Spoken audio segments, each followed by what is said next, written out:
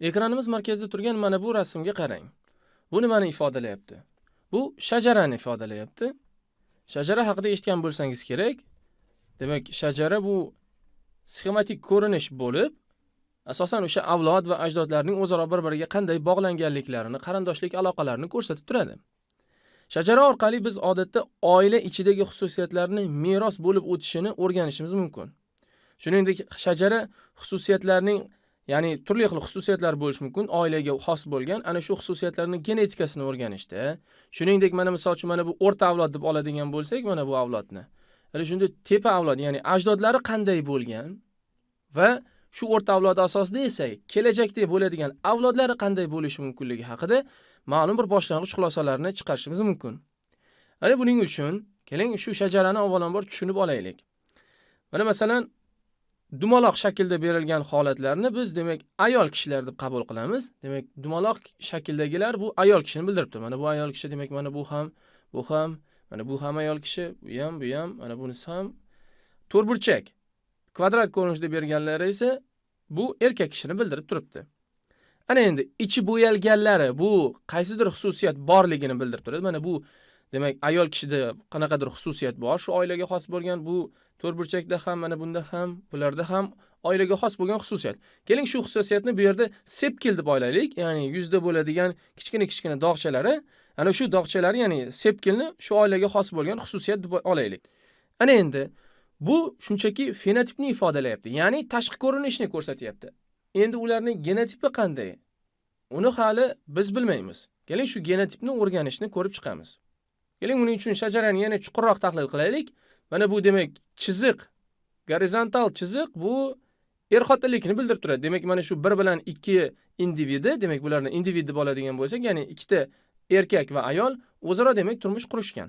Va ularda mana bu vertikal chiziq bo'lsa, keyingi avlodga o'tishni bildirib turibdi. Demak, keyingi avlodga o'tganda mana 3 ta farzand hosil bo'lyapti. Demak, birinchi mana bu farzand, ikkinchisi mana bu farzand, uchinchisi esa mana bu farzand. Demak, 3 ta aka-uka singillar demak paydo bo'ldi.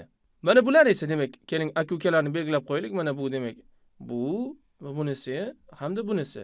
Demak, bu katta opa bo'lyapti, o'rtadagi bu 2 ga nisbatan uka, 5 ga nisbatan esa aka bo'lyapti. Demak, 5 esa yakunda oxirgi singil bo'lyapti, 3-farzand bo'lyapti.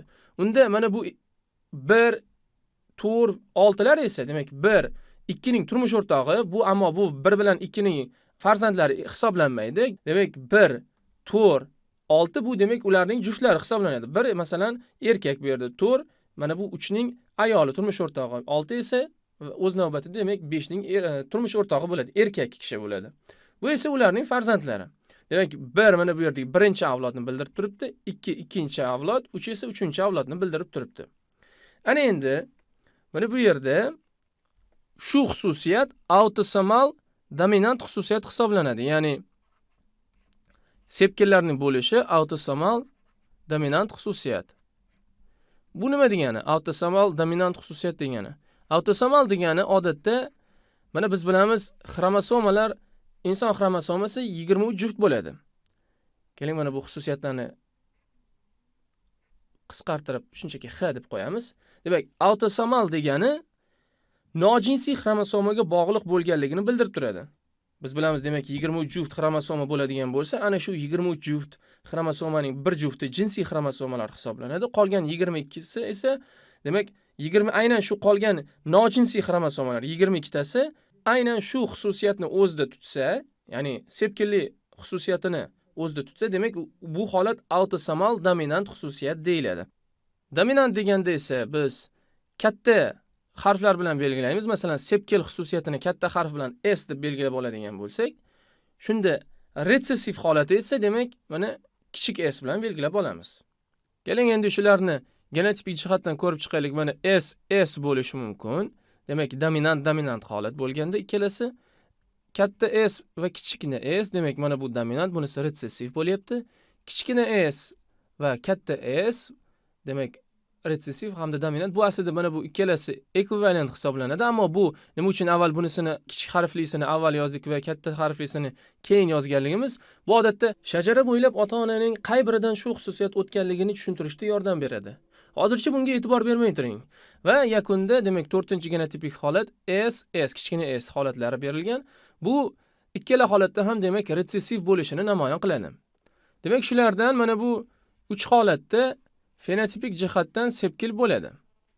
Mana endi misol uchun mana bu ichi bo'yalgan ikkinchi individni qaraylik. Ikkinchi individni mana individ 2 deb oladigan bo'lsak, demak bunda o'z-o'zidan ko'rinib turibdiki, sepkilli xususiyat bor, chunki ichi bo'yalgan. Unda buning genotipi mana bulardan qaysi biriga mos tushadi? Ko'rinib turibdiki, mana bu emas, yakunda 4-si bo'lmaydi. Sababi bu yerda ikkala holatda ham retsessiv, bu yer demak sepkil namoyon bo'lmaydi.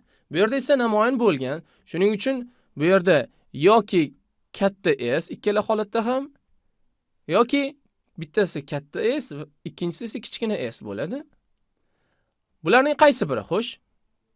Buning uchun ko'rib chiqamiz. Mana bu 3-holatni yozib o'tirmaymiz, sababi kichkina s katta s, mana bu s katta s kichkina s bilan ekvivalent hisoblanadi. Mana bu ikkalasi, demak bir xil qiymatga ega deb hisoblaylik.